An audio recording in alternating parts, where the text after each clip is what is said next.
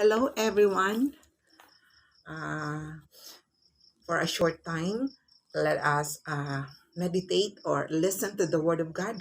Pakinggan po natin ng sandali ang salita ng Diyos na sinasabi po niya doon sa Jeremiah 29 verse 11 na sinasabi po doon, I know the plans I have for you, the plans to prosper you and not to harm you, the plans to give you a hope and a future. Yan po ang sinasabi ng Lord. Kaya sa mga buhay po natin, yan po ang pinakaplano ng Diyos sa buhay po natin na kung bakit tayo po ay nandito sa mundong ito.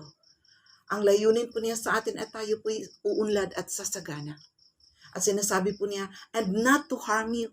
Hindi po tayo pababayaan ng Lord, hindi po tayo ipapahamak ng Diyos. At sinasabi din po niya na the plans to prosper you and not to harm you and to give you a hope and a future. Mga kapatid, ang salita ng Diyos ay totoo. Kaya hindi po tayo madi-discourage, hindi po tayo manghihinayang, huwag po tayo mawala ng pag-asa. Totoo ang sinasabi ng Diyos. Totoo ang mga pangako po niya sa buhay po natin. Kaya kagaya ng sinasabi, habang may buhay, may pag-asa. Habang may hininga, may pag-asa. Once we are still alive and we are still breathing, we still have that hope. We have to cling on. Hawakan po natin, huwag po nating bitiwan ang mga salita ng Diyos. Totoo po ang mga pangako ng Diyos. So yan lang po mga minamahal sa mga ilang mga minutos na narinig po natin, napakinggan po natin ang mga salita ng Diyos para sa mga buhay po natin, lalong-lalo na sa kapanahonang ito.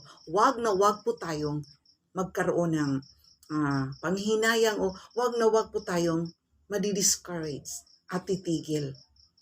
Alalahanin po natin ang pangako ng Diyos sa atin, ang layunin ng Diyos sa atin, that we will prosper. We will prosper and nothing can harm us, to give us a hope and a bright future. Amen. God bless us all.